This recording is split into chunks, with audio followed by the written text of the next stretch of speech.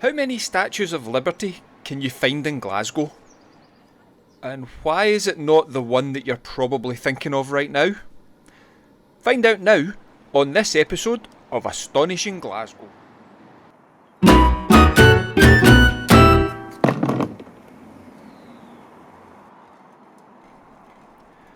We're going on a tour of the city today in search of Lady Liberty. We might as well start right here in the centre. On the east side of George Square stands Glasgow's City Chambers.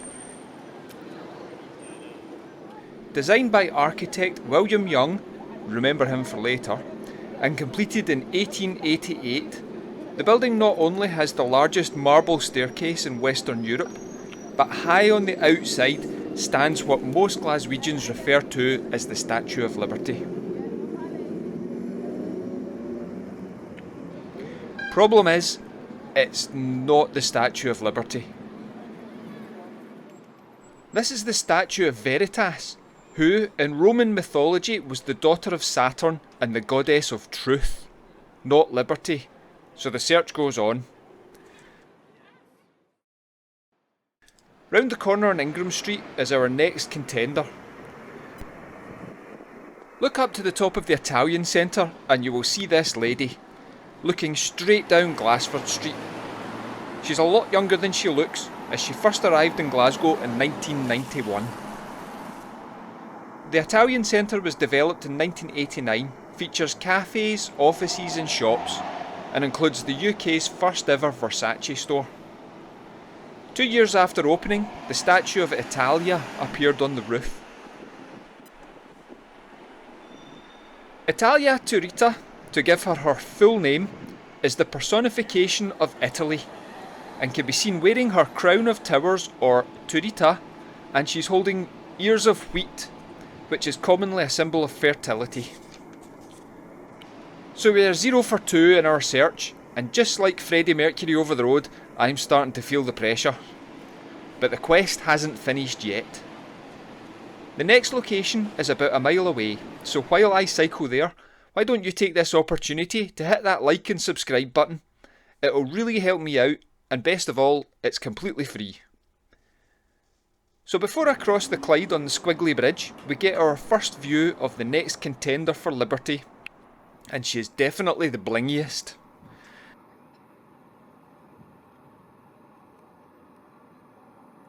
Let's get ourselves a bit closer. The Scottish Cooperative and Wholesale Society completed this building in 1893 to house warehouses, sales rooms and offices. The co-op moved out in 1977 and the building is now offices and apartments. This statue stands right at the top of the building, but much like Italia earlier in the video, she is a lot younger than she looks. Now there was a statue placed here when the building was completed in 1893, but after 100 years of being battered by the weather and even surviving a fire in 1911 which melted part of her base, the concrete she was made from was in a bad way. She had to be removed in 1994. It wasn't until 2016 that Bill Ritchie, a building engineer and the director of Atelier 10, commissioned a brand new statue to be created by artist Kenny Mackay as a tribute to his grandmother. This time, the 12-foot high statue is made from fiberglass and is covered in 23 karat gold leaf. And doesn't she shine? But she's still not the Statue of Liberty. This is the goddess of light and life. You can look up at her from the street, but you probably get a better, if not fleeting view of her when driving south on the Kingston Bridge. I can't use the Kingston Bridge on my bike. I could, but it would probably be the only time I ever will. So I need to travel south on surface roads. I've come through the city to Queen's Park, at the far end of Victoria Road, and on Queen's Drive stands this amazing blonde sandstone block of tenement flats.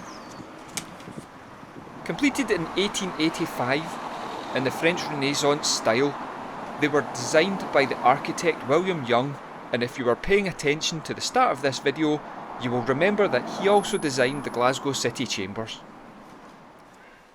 On this building, however, he left his own personal mark by having his likeness added above the doorways.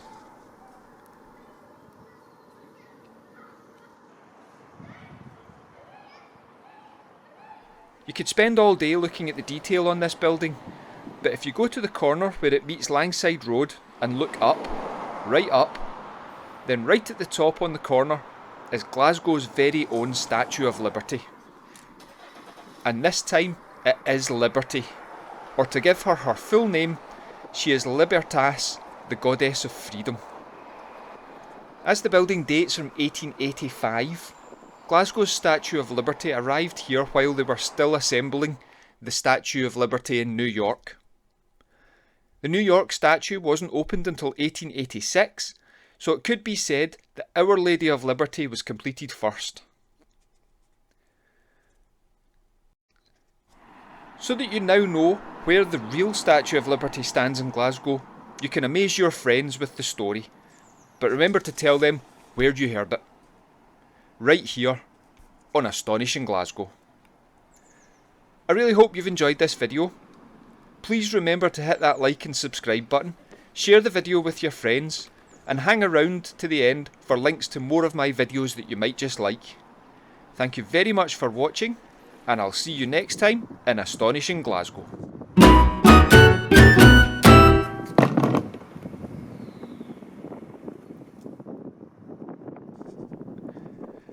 Whew, right, I'm off for a wham bar and a quenchy cup.